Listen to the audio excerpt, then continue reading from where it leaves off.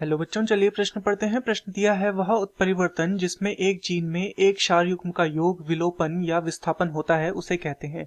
विकल्प ए दिया है बिंदु उत्परिवर्तन, विकल्प बी दिया है लीथल उत्परिवर्तन, विकल्प सी दिया है साइलेंट उत्परिवर्तन तथा विकल्प डी दिया है रिट्रोग्रेसिव उत्परिवर्तन। तो इस प्रश्न में हमसे उत्परिवर्तन के विषय में पूछा गया है और हमें बताना है कि यहाँ पर कौन से वाला उत्परिवर्तन इसमें से होगा यदि जीन में एक क्षार के युग्म का योग, विलोपन या विस्थापन हो जाए। अर्थात इस प्रश्न की जो मुख्य अवधारणा है वह उत्परिवर्तन के विषय में है। उत्परिवर्तन, तो चलिए सबसे पहले हम उत्परिवर्तन को समझते हैं कि उत्परिवर्तन क्या होता है। तो जीव के जो लक्षण होते हैं उनमें अचानक यदि परिवर्तन आ जाए, जीव लक्षण में अचानक होने वाले परिवर्तन को उत्परिवर्तन कहा जाता है। उत्परिवर्तन कहा जाता है। ये कई प्रकार से हो सकते हैं, जैसे कि ये मान लेते हैं हम mRNA है और इसमें ये त्रिकूट स्थित है और इसमें से जो ये एक त्रिकूट है इसमें से क्या हो जाता है, केवल एक कूट परिवर्तित हो जाता है।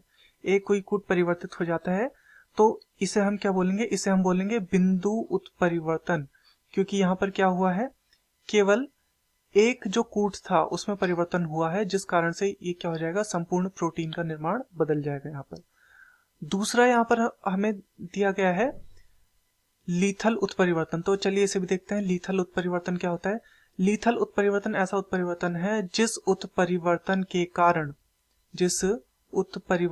के कारण यदि जीव की मृत्यु हो जाए या जीव के लिए इतना हानिकारक हो कि जीव क्या हो जाए, यहाँ पर मृत हो जाए, तो इसे हम बोलते हैं लीथल उत्परिवर्तन। तीसरा है साइलेंट उत्परिवर्तन। साइलेंट उत्परिवर्तन का अर्थ है जहां पर कोई भी प्रभाव नहीं हो, उत्परिवर्तन से कोई भी नया प्रभाव उत्पन्न नहीं होता है, तो इसे बोलते हैं साइलेंट उत्परिवर्तन। तथा रिट्रोग्रेसिव उत्परिवर्तन, तो ये भी हमारा उत्तर नहीं है। तो यहाँ पर क्या है, क्योंकि बिंदु उत्परिवर्तन यहाँ पर होगा, क्योंकि यहाँ पर हमसे पूछा गया था कि एक क्षार युग्म का योग, विलोपन या विस्थापन हो जाए। तो बिल्कुल यहाँ पर क्या होता है, एक क्षार जो होता है वो अलग हो जाता है और यहाँ पर एक नया क्षार आके जुड़ जाता है।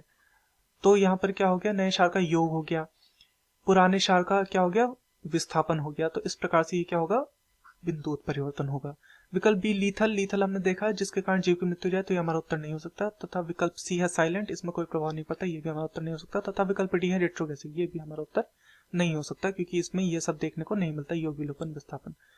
तो दिए गए प्रश्न का सही उत्तर होगा विकल्प ए बिंदु उत्परिवर्तन। मैं आशा करता हूँ आपकी यह समझ में आया होगा। धन्यवाद।